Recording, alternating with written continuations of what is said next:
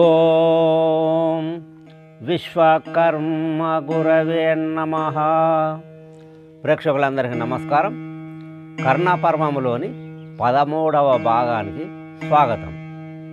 సంజయుడు అక్కడ తెలుపుతున్నాడు, మహారాజా ఆ కర్ణుడు విడిచినటువంటి బాణము తప్పిపోయి అర్జునుడు బతికిపోయాడు.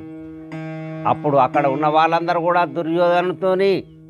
దుర్యోధన ఇక నువ్వు ఎంత యుద్ధం చేసినా కానీ నీకు జయము కలుగుటం మాత్రం అసంభవం, నీకు జయమన్నది కలగదని అక్కడ శరాధృతుడు అశ్వత్థాముడు ఈ విధంగా ఆ దుర్యోధనతోటి అన్నడని ఇట్లాంటిగా అన్నారు. అనగానే కర్ణుని సముఖము సని తక్షక సుతుడు వచ్చి సౌరగ నిలచి మనుజేశ్వర చింతయాల మరి చేసెదవు నన్ను ఇప్పుడు విడువుడి నాకమందు. ఆ తక్షకుని యొక్క కుమారుడు బాణ రూపము లోపల ఉండి ఆ కర్ణుని చేత ప్రయోగింపబడ్డాడు. ఆ తప్పిపోయి మళ్ళా కర్ణుని దగ్గరకు వచ్చి అంటున్నాడు, కర్ణ ఇప్పుడు నన్ను ప్రయోగించు అని ఇట్లాంటిగా ఆ తక్షక కుమారుడు అంటున్నాడు. నా సూటి తప్పదు ఇలా ఏమాయనో గాని ఎరుగ ఈ సమయంబు ఇప్పుడు ప్రయోగము చేసితే తప్పక పార్తుని శిరంబు బంపుదు భూపా. మహారాజా కర్ణ, నా సూటైతే తప్పది, ఏమైందో ఏమో మాత్రం నాకు తెలియడం లేదు.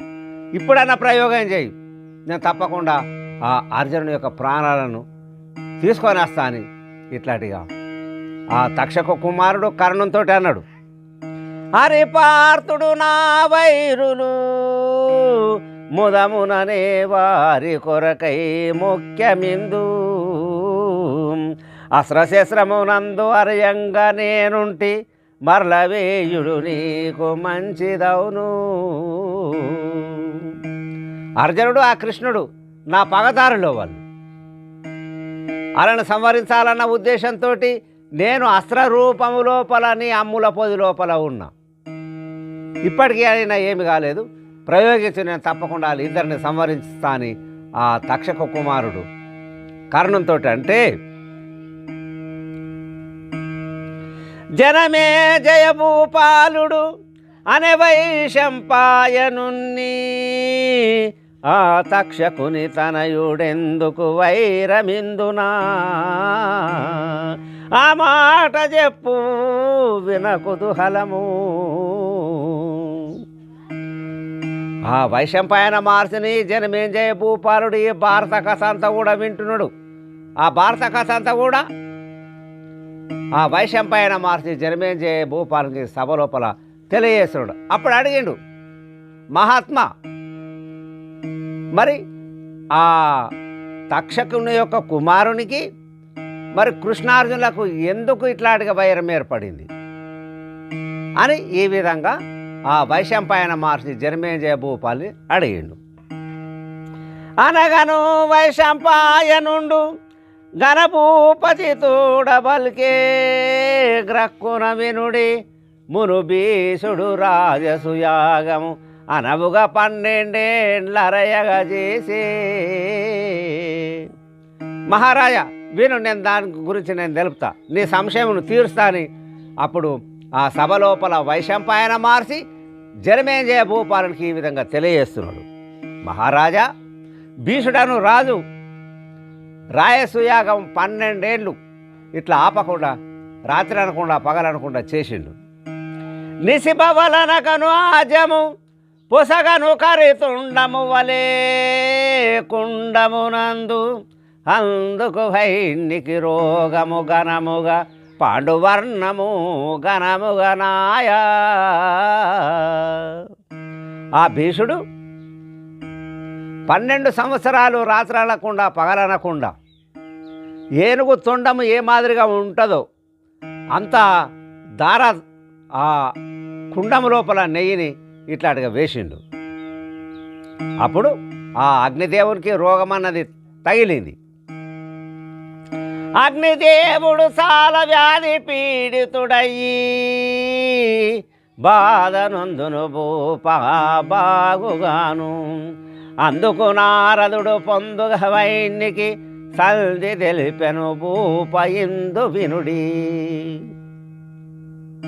ఆ అగ్నిదేవునికి ఈ పాండురోగము కలిగి అప్పుడు ఇట్లాంటిగా నా రోగమును ఎవరు మాన్పివేస్తారు అని ఇట్లాంటిగా విచారిస్తున్న సమయం లోపల నారదుడు దానికి తగిన ఉపాయం తెలిపిండని ఆ వైశంపాయన మహర్షి జన్మేంజయ భూపాలతోటి అన్నాడు.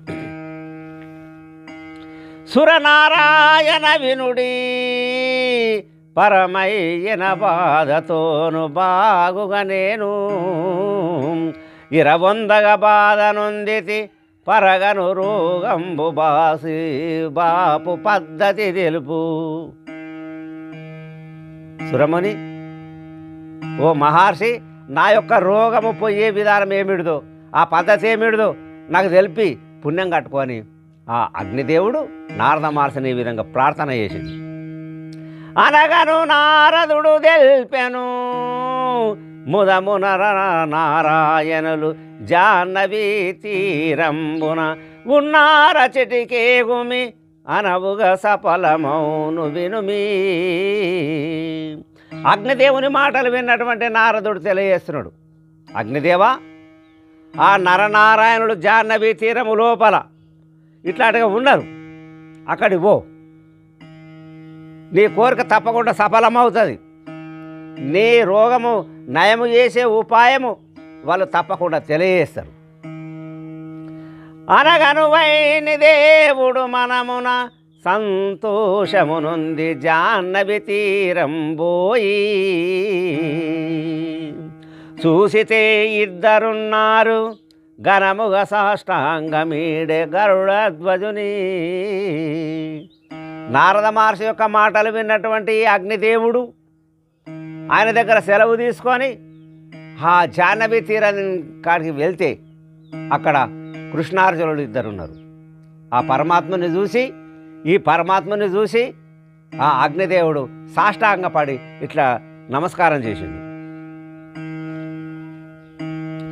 ఎందుకు ఈ రూపమైనావు సందేహము లేక చెప్పు సరగున ఏమి ఇందున వచ్చిన కార్యము అందంబుగా చెప్పవయ్యా వచ్చిన మాట.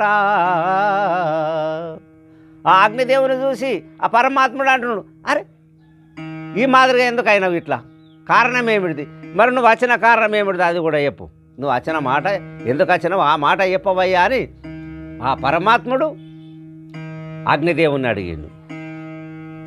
ఆ మాటకు హైన్ని బలికెను స్వామి బలక్షీణమాయా బాగుగా వినుమి కాండవ వనమిలా దానము ఇలా లోపల ఇస్తే నాకు నిధి నయమౌను.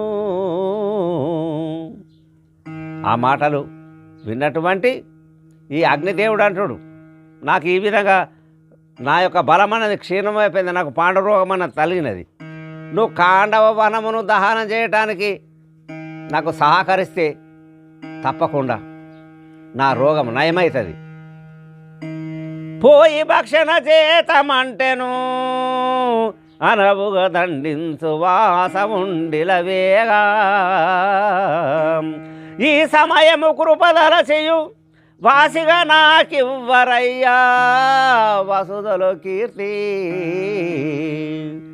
నాకు నేను వెళ్ళి ఆ కాండవ వనమును నేను ఒకవేళ కాలిస్తే ఆ ఇంద్రుడు తప్పకుండా నన్ను కొడతాడు, నన్ను తిడతాడు, ఆయన నన్ను అడ్డుకుంటాడు. మీరు నాకు సహకరించే దాన్ని దానం నాకింత ఇచ్చినట్లయితే నేను భక్షించి నా రోగమును పాపుకుంటాని ఆ కృష్ణార్జునులతోటి అగ్నిదేవుడు ఈ విధంగా మొరబెట్టుకున్నాడు. కాండభావనమునున్న గణ ప్రాణుల భక్షణంబు గణముగా నేను తిని పుష్టైల మిమ్ముల ఘనముగా కొనియాడను గనులిక మీరు. ఆ కాండవ వనము లోపల ఉన్నటువంటి ఆ జంతువులను, ఆ చెట్లను, ఇవన్నీ నేను తిని చాలా ఆరోగ్యవంతుని అవుతా.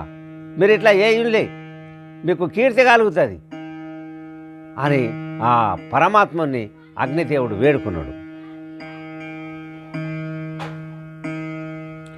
అనగను ఇలా పలికెను హరి, అనగను హరి ఇలా పలికెను, ఫలమేమిక లేదు పంతము జెల్ల, అస్త్రశస్త్రంబులరయంగలేవిచట, భూప్రదక్షిణము భూపమేమో. అయ్యో అగ్నిదేవ, మా దగ్గర అస్త్రశస్త్రాలు అయితే ఏమాత్రం కూడా ఏవి కూడా లేవు. మేము భూప్రదక్షిణం చేయడానికి వచ్చినాం తప్ప మేము అస్త్రశస్త్రాలు మేము తెచ్చుకోలేదని ఆ పరమాత్ముడు అగ్నిదేవునితోటి అన్నాడు.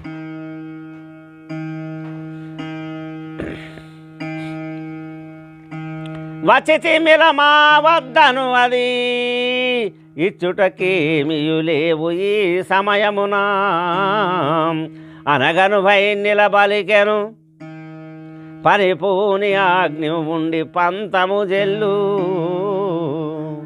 అగ్నిదేవ, మా దగ్గర అస్త్రశస్త్రాలైతే ఏమాత్రం కూడా లేవు, మేము భూ ప్రదక్షిణం చేయడానికి వచ్చినాం, నీ కోరిక నెరవేరడం చాలా కష్టం అని ఇట్లాంటిగా పరమాత్ముడు అగ్నిదేవునితో అంటే అగ్నిదేవుడు వాళ్ళకు దండ ప్రమాణాలు చేసి మీరు అనుకున్న పంతం తప్పకుండా చెల్లుతుంది అని అగ్నిదేవుడు ఆ పరమాత్మతో అన్నాడు. వజ్రగాంధీవము వరుసతో దాని సరి అక్షయతు నీరమవనిలోనా, మునుకు బేరుడు నాకు ముదమునా ఇచ్చెను, అవి మీకిచ్చెదావనిలోనా. పరమాత్మ వజ్రగాంధీవము దానితో సరి అమ్ముల పొది, ఈ రెండు నాకు కుబేరుడు నాకు ఇచ్చిండు, అవిటిని నేను మీకు తెచ్చిస్తా, నాకు ఆజ్ఞలు నేను పోయి తీసుకొని వస్తా అని ఆ పరమాత్మ దగ్గర ఇట్లాంటిగా ఆజ్ఞ తీసుకున్నాడు అగ్నిదేవుడు. అని పాతాళముకేగియు సనిగాంధీవముతు నీరము సక్కగనచట, కొని వచ్చి మృక్కెను హరికిని శంకు చక్రమవనిలో భూప. ఆ పరమాత్ముని దగ్గర ఆజ్ఞ తీసుకున్నటువంటి అగ్నిదేవుడు పాతాళ లోకం వెళ్ళి అక్కడి నుంచి వజ్రగాంధీవము, ఆ అమ్ముల పొది, మరి శంఖము చక్రము తీసుకొచ్చిండు. సిద్ధంబై చనిరపుడు వద్దను నిలుచుండి హరిపార్తుడు వేగ, బుద్ధి విదంబున నీవిల శ్రద్ధతో భక్షణ చేయు సేలుగా భూప. ఎప్పుడైతే ఈ అగ్నిదేవుడు పాతాళం వెళ్ళి వజ్రగాంధీవము, అక్షయ తునీరము, శంఖము చక్రం పరమాత్మునికి ఇచ్చిండు. ఆ వజ్రగాంధీవమును ఆ అమ్ముల పొదిని అర్జునునికి ఇచ్చిండు. అప్పుడు వీళ్ళు ముగ్గురు ఆ కాడవనంకు వెళ్ళిన తర్వాత ఇక నీ ఇష్టం వచ్చినట్టు భక్షణ చేయని, మేము దీనికి కావలిగా ఉంటామని ఆ అగ్నిదేవునికి ఇట్లాంటిగా తెలియజేసిందని అక్కడ ఆ వైశంపాయన మార్చి జనమేం చేయ భూపాలనికి తెలుపుతున్నాడు.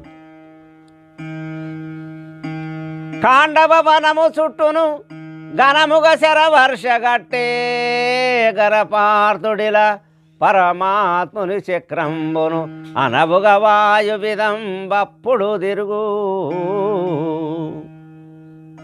అర్జునుడు కాండవ వనం చుట్టూ, ఆ వనము చుట్టూ బాణాల చేత ఇట్లాంటిగా ఒక పక్షి కూడా, ఒక జంతువు కూడా వెళ్ళిపోకుండా అక్కడ కట్టేసిండు, బంధనం చేసిండు ఆ అడవినంతా కూడా. ఇక పరమాత్మని చక్రము వాయు మాదిరిగా ఎట్లాంటిగా వీస్తుందో ఆ మాదిరిగా ఆ దాని వనము చుట్టూ ఇట్లాంటిగా తిరుగుతున్నది. పైకెగసిన పరానుల పార్తుండు దునుమును చక్రంబు తిరుగును శేషశయని, పోవసందులేక పొందుగా మృగముల భక్షించు ఇలవైని భయములేక. ఆ ఎగిరిపోయేటటువంటి పక్షులను ఈ అర్జునుడు బాణాల చేత పడగొడుతున్నాడు అందులోపల. ఇక దాని చుట్టూరుగా ఏ జంతువులు వెళ్ళిపోకుండా కృష్ణ పరంధాముని యొక్క చక్రము, ఆ సుదర్శన చక్రము అక్కడ తిరుగుతున్నది. ఏ జంతువు వచ్చినా కానీ దాని వేటుకు బలైపోతున్నది. ఇక అగ్నిదేవునికి ఏమాత్రం భయం లేదు.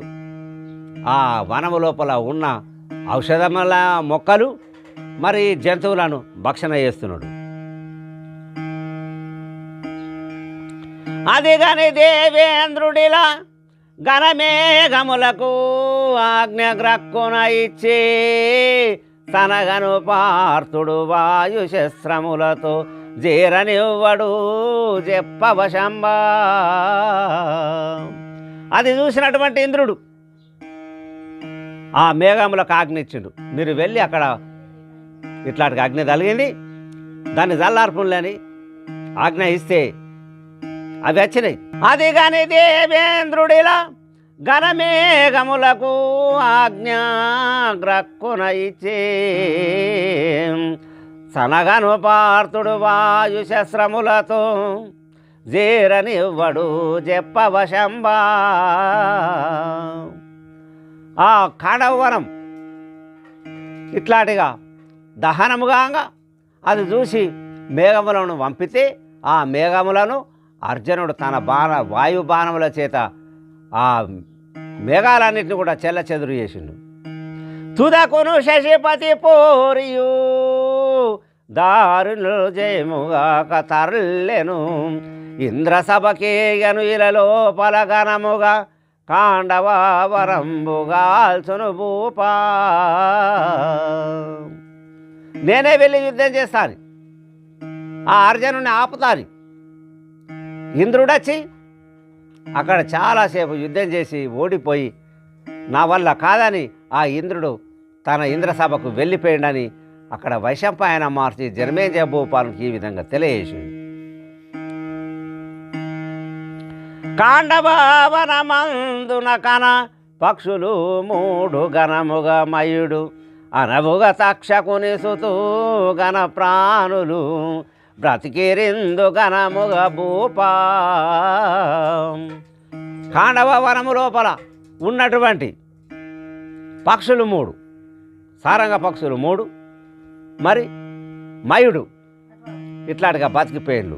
ఈ తక్షక సుతుడు పరమ పుణ్యాత్ముని పరీక్షితుని గుట్టి ఆ సమయమున వాడు వాసవు వద్ద ఉన్న సమయంబున ఊర్విలు అగ్నియు కాండవ వనము గాల్చె భూపా. పరీక్షిత్ మహారాజును ఆ తక్షకుడు గుట్టి చంపిండు. కాండవ వనము కాల్చే సమయం లోపల ఈ తక్షకుని యొక్క కుమారుడు ఇంద్రుని దగ్గర ఉండే అప్పుడు పుష్పభూపతి భార్య పుణ్యాత్మురాలివి కర్ణకుండములు కొంచురాగా ఉపమాన్యుడు వేగ ఉదకంబు త్రావగా పట్టుకొని వీడు పారిపాయా. ఆ పుష్పభూపతి యొక్క ఆ రాజు యొక్క భార్య చెవులకు ఉన్నటువంటి కర్ణకుండలములను ఉపమాన్యుడు తీసుకొని రాగా నీళ్లు తాగుతాని అక్కడ ఒడ్డుకు పెడితే ఆ పెట్టిన కర్ణకుండలమును ఈ తక్షకుడు దొంగలించిండు, తీసుకొని పారిపోయిండు. తరువాత గణ దుష్టుడు రురువు భార్యను గుట్టి రూడిగా ఇలను వాని మూలంబున వసుదీశ నీవు యజ్ఞంబు చేసివి వెతల చాత. ఆ తక్షకుడు దుర్మార్గుడు దుష్టుడు రురువు యొక్క భార్యను కూడా ఇట్లా కుట్టి చంపిండు. ఆ మునీశ్వరుల యొక్క కోరిక మేరకే ఆని బాధల నుంచి తప్పించుకోవాలని, ఆ వాని బాధలు తప్పాలని వీళ్ళందరూ కూడా ఆ యజ్ఞగుండములో వచ్చి పడాలని నువ్వు యజ్ఞం చేసినావు కదా మహారాజా అని ఆ వైశంపాయన మార్చి జనమేజయ భూపాలంతో ఈ విధంగా తెలియజేసింది. పనికులము పాడాయను గణదుష్టుడు బ్రతికి పాయ గండము నుండి ఉండెను మండలమందున అందుకు వాని భార్యసుతుడు అగ్నిలో బహుగా. నువ్వు యజ్ఞం చేయడం వలన ఇట్లాంటిగా ఎందరో మంది చనిపోయి కొంత మేర బతికిపోయిండు. ఈ తక్షకుని యొక్క భార్య ఆ తక్షకుని యొక్క కుమారుడు ఆ కాండవ వనము లోపల ఇట్లాంటిగా ఉండిపోయింది.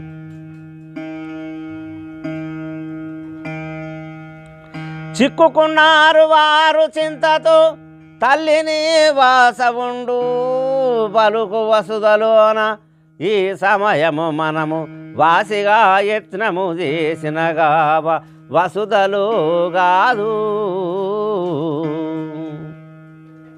ఆ తక్షకుని భార్య తక్షకుని కుమారుడు వాసవుడు ఇట్లాంటిగా ఆ వనము లోపల అగ్ని తలిగినప్పుడు అందులోపల చిక్కిపోయిండు. అప్పుడు ఏమంటుండు కదా, మరి మనం వెళ్ళటానికి మార్గం లేదు, మనల్ని రక్షించే వాళ్ళు ఎవరు కూడా లేరమ్మా, ఇప్పుడు ఎట్లా అని ఆ తల్లిని ఆ వాసవుడు ఇట్లాంటిగా అడిగిండు. వెళ్ళితే ప్రాణుల వేగా పార్థుడు దునుము హరిచక్రము తిరుగవనిలోనా ఏమి ఉపాయంబు ఎరిగించు జననీయన వినుపుత్ర ఒక మాట వివరముగను.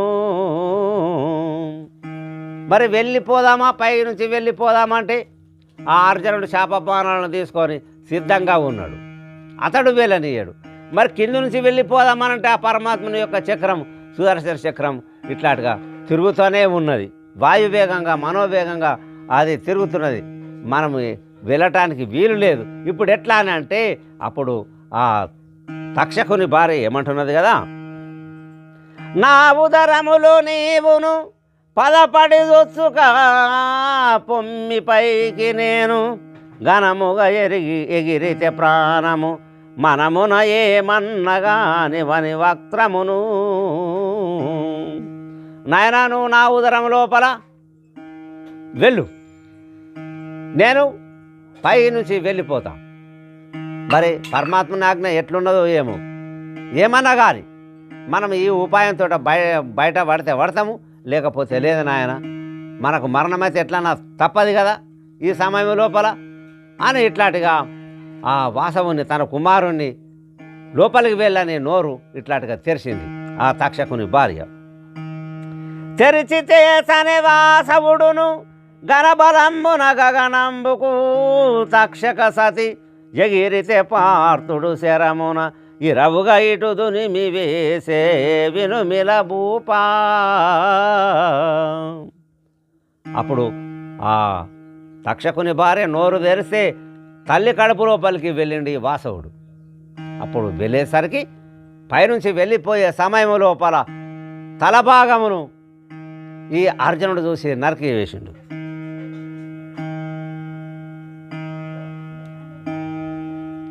వాలము దగి వాసవుండును చాలగా తక్షకును చేరి తల్లియు వార్త పూరను దిగయిలా పడిగే చాలా బ్రతికి వస్తిని బాగుగా జనక.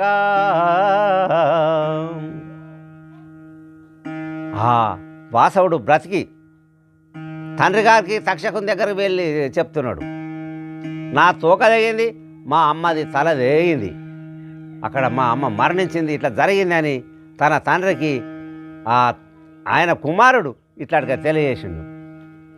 అందుకు పార్థునిపై కోపము కందనమున శస్త్రమందు కాచియువాడు అందులో నిండి వేసితే పొందుగా దప్పెను వేటు పాలు పొందగను. అందుకోసమని అర్జునుడి మీద పగ సాధించాలన్న ఉద్దేశంతో ఆ కర్ణుని అమ్ములో పొది లోపల చేరిండు అని ఆ వైశంపాయన మహర్షి జనమేజయ భూపాలుడికి ఈ విధంగా తెలియజేసిండు. పరమాత్ముని దయలేకను అరదుగా జరుగదు జయమెవరికైనా జగతిలో భూపా. వాసవుని విడిచితే కర్ణుడు ఆ సమయము హరియు చూసి అదిరియు పడెను. జనమేజయ భూపాల, ఆ పరమాత్మని అనుగ్రహం ఇంత లేకపోతే ఏ పని కూడా కాదు, ఎవ్వరికి జయమన్నది కానే కాదు. ఆ పరమాత్మని అనుగ్రహం ఉంటేనే ఏదైనా సాధ్యపడుతుంది. అప్పుడు ఆ కర్ణుడు ఆ బాణమును వేసి అది తిరిగి వచ్చినాక ఏమంటున్నాడు కదా, తొక్కెను రథమును వేగము నికంబుగా పార్తుని శిరము నీతితో లేపు అక్కడ పరమాత్ముడిలా దక్కించను కిరీటము ధరబడెను. కర్ణుడు ఎప్పుడైతే ఈ బాణమును వేసిండు, ఆ పరమాత్ముడు అదిరిపడి ఇక అర్జునుడిని కాపాడే సమయం ఇదే అని తన కాలితోనే రథమును లోపలికి ఇట్లాంటిగా తొక్కిండు. అప్పుడు ఆ బాణం వచ్చి ఆ అర్జునుని యొక్క కిరీటమును పడగొట్టింది. అందుకు మరలియు కర్ణుని మరలనను విడు మరీ హరిపార్తుణ్ణి క్షణమున గుట్టి సంపుదు మనమున భయపడకు కర్ణ మహాబలుడను నేను. కర్ణ నేను కూడా వీరాది వీరుణ్ణి, నువ్వేం భయపడకు, ఇప్పుడు మళ్ళీ ప్రయోగించు. వాళ్ళ ఇద్దరి ప్రాణాలను నేను తీసుకెళ్తా, వాళ్ళను కుట్టి చంపేస్తా, నన్ను ఇప్పుడు ప్రయోగించని ఆ వాసవుడు కర్ణునితో ఈ విధంగా అన్నాడు. అనగని విని కర్ణుడు ఘనక్రోధమునను బలికే మూర్ఖ కడకును బొమ్మి అనబోకుడి మాటలు ఉచిష్టము కూడు ఊరికే తినను. చ ఎంత దుర్మార్గం నువ్వురా నువ్వు, దొంగసాటుగా నా అమ్ముల పొది లోపల ఉండి మరి నువ్వు వెళ్ళినవు, ప్రయోగించిన తెలియకనే ప్రయోగించిన, కానీ నువ్వేం చేసినావు, వాళ్ళని సంవరించలేదు. ఇప్పుడు నేను సంవరిస్తానే అంటున్నావు. ఎంగిలి కూడా ఎవడు తింటారా, నువ్వు ఇక్కడి నుంచి వెళ్ళిపోని చాలా కోపంతో ఆ కర్ణుడు ఆ వాసవుని ఈ విధంగా అన్నాడు.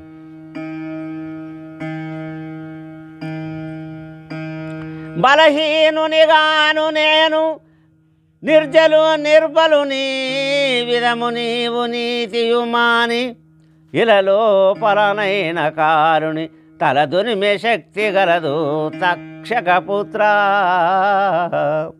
నేనేమన్నా బలం లేను నేను అనుకుంటున్నా, నీ బలం మీద నేను ఆధారపడి యుద్ధం చేస్తున్నానా? ఈ యుద్ధ రంగం లోపల యమధర్మరాజు తలను కూడా నేను తీసేంత శక్తి సామర్థ్యాలు నాకు ఉన్నాయి. నువ్వు ఇక్కడి నుంచి తక్షణమే వెళ్ళని ఆ తక్షకుని యొక్క కుమారుడు అయినటువంటి ఆ వాసవుని ఈ విధంగా కర్ణుడు కోపగించుకున్నాడు. అనగను వాసవుడు దర్లను ఆ సమయము రవిసుతుండు రణరంగమునా ఆ సమయము బలు తేజము వాలయము అనే పార్తుని అట హరిభూపా. ఇట్లాంటికంటే అక్కడ నుంచి ఆ తక్షకుని యొక్క కుమారుడు వాసవుడు వెళ్ళిపోయాడు. అక్కడ ఆ పరమాత్ముడు అర్జునునితోటి అంటున్నాడు, దినకర తనయుని తేజము మరి చూడు మీ పార్త నీవు మరి ఇలా తేజము రణమును చాలా కష్టము మనమున భయముంచు వేగ మనసున చాలా. అర్జున ఆ కర్ణుని యొక్క తేజం చూడు, చాలా వెలిగిపోతున్నాడు. మరి కర్ణునితోటి యుద్ధం అంటే మామూలు విషయం కాదు. మరి నువ్వు మనసు లోపల భయం ఉంచుకొని జాగ్రత్తతోని ఆ కర్ణునితో యుద్ధం చేయాలని ఆ కృష్ణ పరంధాముడు అర్జునునితో ఈ విధంగా అన్నాడు. మును భీష్మ ద్రోణులు ముఖ్యులు మీకును జయముగా వలెనని జగతిలోన ప్రాణాలు వదిలిరి పార్త మీ మీద దయా విదంబనుకోకు అవనిలోనా. అర్జున ప్రేమతోటి యుద్ధం చేసి యుద్ధ రంగం లోపల ఆ భీష్మాచారుల వారు ద్రోణాచారుల వారు ఇద్దరు వీరాది వీరులను కూడా మీకు జయం కలగాలని ఇట్లాంటిగా వాళ్ళు మరణించిండ్రు. మరి అట్లాంటిగా అనుకోకు, ఈ కర్ణుడు అంటే సామాన్యమైన వ్యక్తి కాదు, చాలా బలవంతుడు, స్వయం బలవంతుడు, వీరాది వీరుడు. నువ్వు జాగ్రత్తతోని నేను చెప్పిన మాటలను మననం చేసుకుంటా ఆ కర్ణునితోటి యుద్ధం చేయని ఆ యుద్ధ రంగం లోపల అర్జునునితోటి ఆ కృష్ణ పరంధాముడు ఈ విధంగా అన్నాడు. ప్రొద్దున జావడు కర్ణుడు మధ్యాహ్నం బైతే వాణ్ణి మహిళ వినుడి కనరాదు వాని బలము దినమును నడచిన రీతి దివ్యశాలియు విను. కర్ణుడు ఎప్పటికీ ప్రొద్దున చనిపోడు, జయించలేము. మధ్యాహ్నం అయితే ఆ సూర్యభగవానుడి మాదిరిగానే ఆ కర్ణునితో యుద్ధం చేయడం ఎవరి వశం కాదు అని ఆ అర్జునునితోటి కృష్ణ పరమాత్ముడు ఈ విధంగా తెలియజేసిండు. అస్తమానమున జస్సును దాత్రీసులనైన దక్కనివ్వడు వినుమీ, రథమున రవిసుతుడుండెన జయమివ్వడెవ్వరికైన జగతిలో పార్త. కర్ణుడు దావాలంటే సాయంకాల సమయమే. అంతవరకు ఎంతటి వీరాది వీరులున్నా కానీ కర్ణుని మాత్రం ఏం రథం మీద ఉన్నంత వరకు ఆ కర్ణుని ఎవ్వరు ఏమి చేయజాలరు. సాయంత్రం అయితేనే సాయంకాలమే ఆ కర్ణుని యొక్క సాగున్నదని ఆ అర్జునునితోటి ఈ విధంగా కృష్ణ పరమాత్ముడు తెలియజేసిండు. భూమి మీద వాడు సాలగా నిలుచుంటే జయమాయ మీకును జగతిలోనా, అస్త్రశస్త్రంబుల రయంగా లేకుంటే అతి సునయా సంభవనిలోనా. రథం మీద ఉంటేనైతే జయమన్నది ఎవరికి ఇయ్యనయ్యాడు. ఆ రథం మీద ఉన్నంతసేపు ఆ కర్ణుడిని ఎదుర్కోలేము. ఒకవేళ ఆ కర్ణుడు భూమి మీద ఉన్నప్పుడు కొడితేనే, అది ఆ కర్ణుని దగ్గర ఆయుధాలు లేనప్పుడు కొడితేనే ఆ కర్ణుడు దస్తాడు, కానీ అంతవరకు చచ్చేవాడు కాడని ఇట్లాంటిగా ఆ కృష్ణ పరమాత్ముడు అర్జునుడితోటి అన్నాడు. మరి శస్త్రంబులు విడువగా ఘనమంత్రంబులను నీవు గ్రక్కునయాది, మనమున ఉంచుడి భయమున వినయంబున తిరుగు విశ్వములోన. అర్జున, అస్త్రశస్త్రాల యొక్క ఆ మంత్రాలను మననం చేసుకుంటాయేరు. ఆ యుద్ధ సమయం లోపల నువ్వు అవి మననం రాకపోతే వ్యర్థమైపోతుంది. ఆ కర్ణుడు స్వయం బలవంతుడు, మరి ఓటమి తప్పది. నువ్వు ఎప్పుడు మననం చేసుకుంటాయేరు ఆ మంత్రాలను అని ఇట్లాంటిగా అర్జునునితోటి పరమాత్ముడు తెలిపిండు. కర్ణుడు బడితే రణమును అనవుగా ఇలాయనను మీ అవనిలో పార్త, కను కర్ణుని బలు తేజము ఇలా లోపల చూడరాదు ఇంపుగా పార్త. ఈ యుద్ధరంగం లోపల ఆ కర్ణుడు ఇంత పడిపోయిండా, ఇక మనం గెలిచినట్టే. ఇక అంతటి వీరుడు ఎవ్వరు కూడా లేరు. అదంతా కూడా సునాయాసంగా అయ్యే పని. ఇక్కడికి వెళ్ళి ఆ కర్ణుని మాత్రం సంహరించాలా. చూడు ఎంత తేజంతో వెలిగిపోతున్నాడో, ఎంత పౌరుషంతో ఇట్లా రగిలిపోతున్నాడో అని ఆ అర్జునునితోటి కృష్ణ పరమాత్ముడు అన్నాడు. సావధనయ్యిరి ఇరువురు భూవర చూసేటి వారు, బుగులుతో నచట అముక వెరుతురు రాను, భూమి ఆకాశమంతా బుగ బుగయనగా. ఇద్దరు కూడా అక్కడ ఊరుకున్న తర్వాత అక్కడ చూస్తే భూమి ఆకాశం అంతా ఇట్లా గడగడ వణుకుతున్న లొల్లికి ఎవ్వరు కూడా యుద్ధం చేయటానికి ముందుకు రావడం లేదని అటు వైశంపాయనం మార్చి జనమేంజయ భూపాలునికి తెలియజేసిండు. ఇక్కడ ఈ సంజయుడు ధృతరాష్ట్రునికి తెలియజేసిండు. ఈ తర్వాయి భాగాన్ని మనము మరో వీడియోలో తెలుసుకుందాం. ప్రేక్షకులందరికీ నమస్కారం. అంతవరకు సెలవు.